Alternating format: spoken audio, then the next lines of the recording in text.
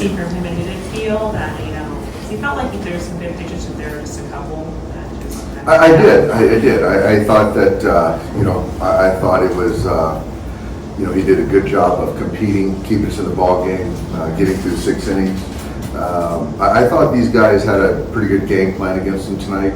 You could see, some breaking balls going the other way. There was some soft contact in that 2nd inning that they made good on. But I thought the double play was a big spot right there, and to keep the pitch count down and get them through 6. And obviously tonight there's a few guys down that we're going to stay away from. So to get him through 6 was huge. I took a shot with Michael to try to keep it at 1.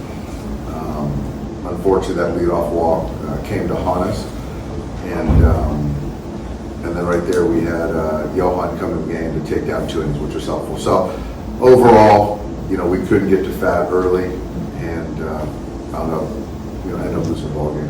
Why do you think that was? Just the offense was kind of limited tonight. I don't know. He's had some success against us. I think that he did a good job with that sweeper that our guys just really didn't see very well. So I thought we were going to get him. I thought early on we had a chance to get his pitch count up, and got through that 1st inning, and then he sort of got comfortable. And I don't know. Wish I had an answer for that one. How do you think an experience like tonight influences a young pitcher's growth, and not just Gavin, but Michael as well for his inning? I think for Gavin in particular, to be able to not have your best stuff per se, and to still give your ball club a chance to win and go deeper in a game, I think is very valuable. So I think that's something that I think he's already learning that, and I want him to hold his head high after tonight. And as far as Michael, it's a situation where you just can't walk that leadoff guy. And we're still in that ball game, and then obviously that brings Jock to the plate, and left a slider out over, and he does what he does to right-handed pitchers. And so that's something that Michael's been on a good run, and so hopefully he can learn from it, but continue to build on that momentum he's had. Was that a good example tonight of the ways Ohtani's speed can impact different parts of the game when he does on the bases? It is. Shohei's playing amazing baseball. He really is. He's taking really good at bats. He's taking walks when needed. He's stealing bases to try to create some type of energy or some type of optimism for us. And that first run was created just by Shohei. And ultimately that errant throw into the outfield. But yeah, with the bat going the other way, and a double there, full single late, and almost missed a homer in his last at bat. So, man, with the bat, with his legs, it's really game-changing stuff. We've talked about his speed, but how is he as a baseman? Is he smart, making good decisions, all those things? He is. He's. I think it's one of those things that he's appreciating the fact that every out, every game that we play is really important. And from everything I've seen, I think the base running has been, heady and aggressive in the right spots. And Ohtani's on pace for 41 steals, Mookie 29 steals. How much does that element just kind of raise the ceiling for this offense? It does, because I think that, if you look at our offense, there's a lot of guys that aren't really, red hot right now. And so you're going to have to kind of create offense.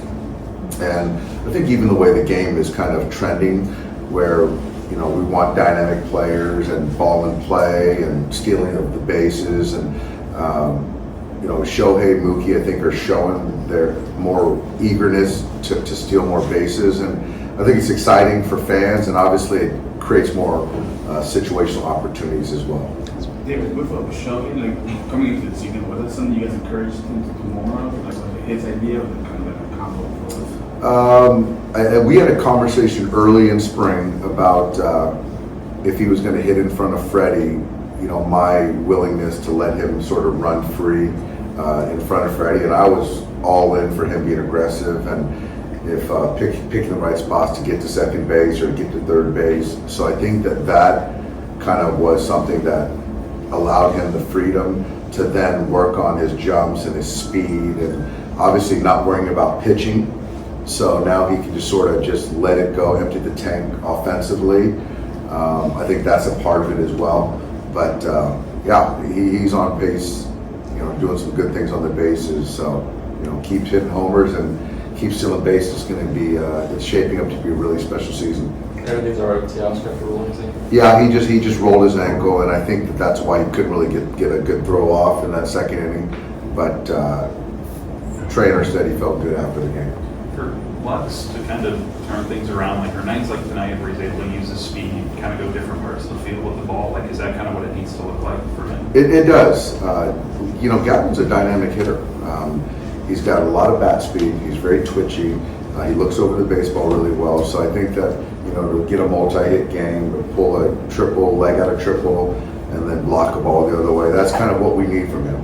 And if he can do that, he's going to drive runs in, he's going to take walks and things like that. So I think that if you look at this last, call it 10 games, he's hitting the ball a lot harder, taking much better at bats, and it's trending in the right direction. You kind of said 150 plate appearances for him. Is this like a chance for him to really get some rhythm under him a little bit? Yeah, I think so. He's sort of right around, I think, probably, 140 plate appearances, so he's right around that threshold. And I think that, you see the last 7 to 10 games where there's a lot more consistency with Gavin, and it takes a minute to kind of get back to competing and playing. So I do think that what we've seen recently is something that he'll sustain the rest of the way, and even beyond.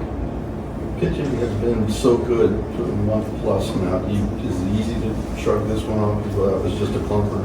It is. We got Glass going tomorrow.